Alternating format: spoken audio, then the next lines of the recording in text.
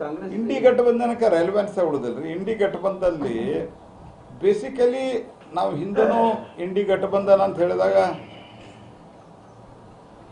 ಕೆಲವು ಕಡೆ ಆಕ್ಷೇಪಣೆ ವ್ಯಕ್ತ ಆಗಿತ್ತು.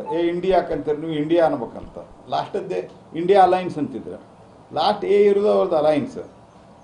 ರಾಹುಲ್ ಗಾಂಧಿಗೆ ಇವತ್ತಿಗೂ ಇಷ್ಟು ದಿವಸ ಆತ್ ಬಿಡ್ರಿ, ಈಗ ಹೋಲಿ ನೀವು ಇಂಡಿಯಾದ ಪೂರಾ ಫುಲ್ ಫಾರ್ಮ್ ಹೇಳ ಅಂತ ಹೇಳ್ಬಿಡ್ರಿ, ಗೊತ್ತಿಲ್ಲ ಅವ್ರಿಗೆ. ಈ ಕೆನಾಟ್ ಸೇ. ಹಾಗಾಗಿ ಆ ಇಂಡಿ ಗಠಬಂಧ ಏನೇನದಲ್ಲ ಅದೊಂದು ಅನ್ಯಾಚುರಲ್. ಅದು ಅನ್ಯಾಚುರಲ್ ಸಂಗತಿಗಳು ಯಾವತ್ತೂ ಭಾಳ ತಿಳಿಯಲ್ಲ. ಭಾಳ ಹಿಂದೆ ಒಂದು ಇದು ಕತೆ ಹೇಳ್ತಾರೆ, ನನಗೆ ಗೊತ್ತಿಲ್ಲಿದೆ whether it is a fact or not, but ಆ ಕತೆ ಹೇಳ್ತೀನಿ ನಿಮ್ಗೆ.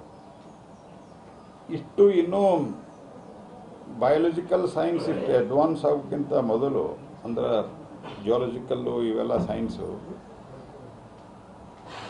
ಟೈಗರು ಮತ್ತು ಲಾಯನ್ನು ಒಟ್ಟಿಗೆ ಸೇರಿಸಿ ಒಂದು ಮರಿ ಹುಟ್ಟಿಸಿದ್ರಂತ ವಿಜ್ಞಾನಿಗಳು. ಅದಕ್ಕೆ ಆ ಟೈಮ್ದಾಗ ಲೈಗರ್ ಅಂತ ಕರಿತಿದ್ರು.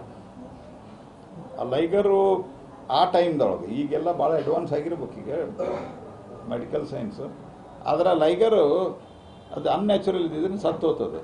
ಇಂಡಿ ಗಠಬಂಧನ್ ಇದೆ ಅನ್ಯಾಚುರಲ್ ಅಲೈನ್ಸ್. ಹಿಂಗಾಗಿ ಅದು ಎಲ್ಲಿ ಉಳಿತದ್ರಿ? ಅದಕ್ಕೆ ಏನದು ಹೋಗ್ಯದಂತಂದ್ರೆ ಅದು ಹುಟ್ಟಿದ್ದ ಒಂದು ಆಶ್ಚರ್ಯ. ಅದರ ಸಾವು ಮತ್ತು ಅದು ಅನೈಸರ್ಗಿಕವಾಗಿರೋದ್ರಿಂದ, ಅದು ಅಂಗವಿಕಲತೆಯಿಂದನೇ ಹುಟ್ಟಿದೆ. ಅದು ಸಾಯುವುದು ಅತ್ಯಂತ ಸ್ವಾಭಾವಿಕ. ಅದರಲ್ಲಿ ಏನು ಭಾಳ ಆಶ್ಚರ್ಯ ಇಲ್ಲ. ಇಟ್ ಈಸ್ ಅದು ಪೂರ್ತಿಯಾಗಿ ಆಲ್ಮೋಸ್ಟ್ ಸತ್ತೋದಂಗೆ ಈಗ ಅದು. It has died it's